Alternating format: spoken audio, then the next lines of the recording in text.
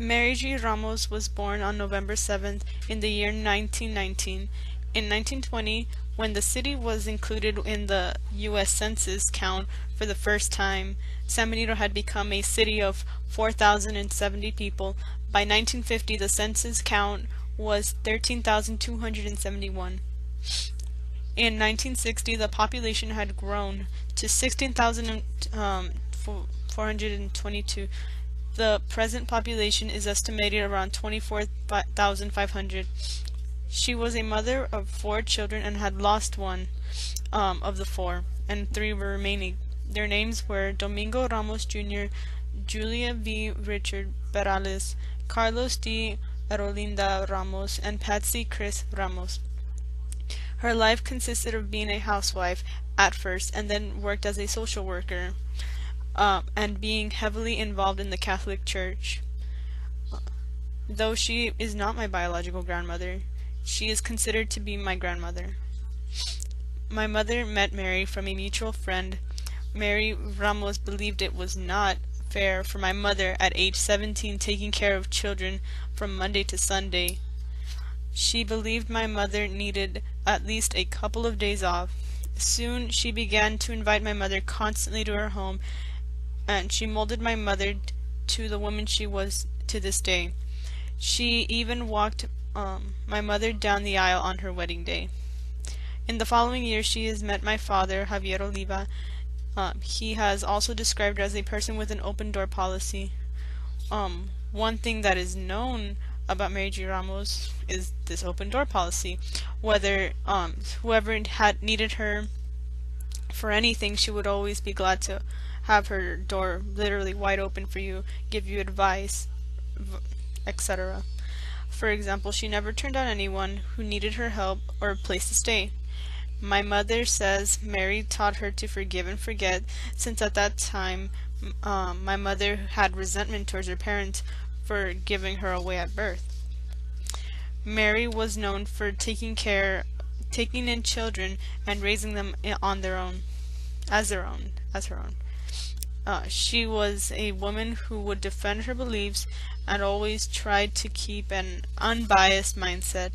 Mary G. Ramos lived in San Benito, Texas. She lived a humble life from what I can remember. She was not poor from what I recall as a child. My mother states that she was neither poor nor rich, but in the middle class. Her home felt like a home for anyone who stepped in there. I can't describe the feeling when stepping in the house, but it was relaxing to say the least. It was a nice humble abode. I've mentioned that she had a specific room that struck my interest in Google Blogger. The fact that everything was a solid color struck me as odd, but it was aesthetic to say the least, oddly enough. From the bed frame to the walls to even the carpet was pink.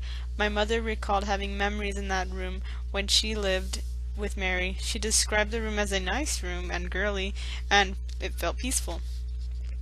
My personal experience of being in that room was I was at ease and had every worry and stress lifted for those moments. I would be in that room. Mary's day consisted of waking up early in the morning around 6 o'clock a.m., preparing her coffee and oatmeal, and waiting for people to come to her door and ask for her advice. She was always known for that. She has impacted many lives from the eldest to the youngest. One thing Mary G. was known for was her pink carpets. My mother said she said that Mary G. loved her pink carpets. Something that I have not mentioned is that she loved making tea, and personally it was the best I have ever had. In Mary's younger years, she was not fortunate to have someone like her. She had no parents. She was an orphan. She was never adopted until she remained this way until she was old enough to leave. Though her younger days were not so great, she made the best out of that part of her life by getting involved in church.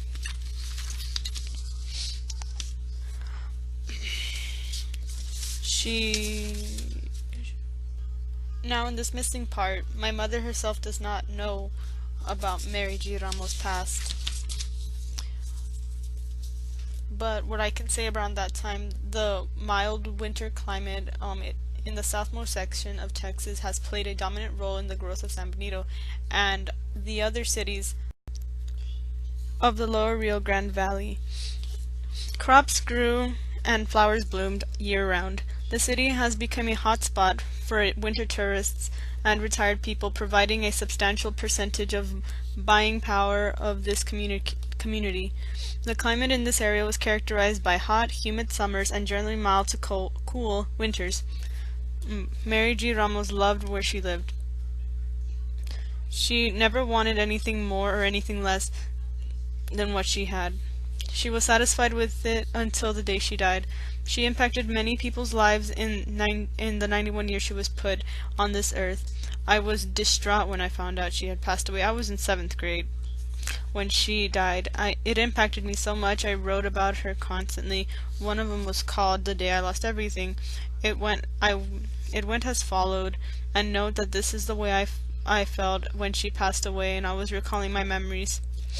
I was walking in the parking lot where my mother was waiting for me. When I got closer to her, her eyes were fierce. "Mom, are you okay?" I asked. "Yes, I'm fine, Joanna," she answered. As my mother and I were walking to the car, she held my hand with a tight grip. That moment I had the feeling there was something wrong. What happened, Mom?" I asked. After the question, that the car was silent. "Your grandma passed away," she said in a morose voice. "No, Mom," I exclaimed. "She is not dead. We are supposed to see her today." She shook her head. After that I burst into tears. My mother put her hand on my shoulder. "It's going to be okay, Joanna." After that the car was silent from what I recall. I asked myself why did this happen to her? I could not stop crying. I was an emotional wreck at that time. I kept denying that my grandmother had died. During the drive, everything was a blur. At that time, I kept feeling hot tears rolling down my cheeks. I thought about her. I could not get her off my mind. I felt as if I lost everything.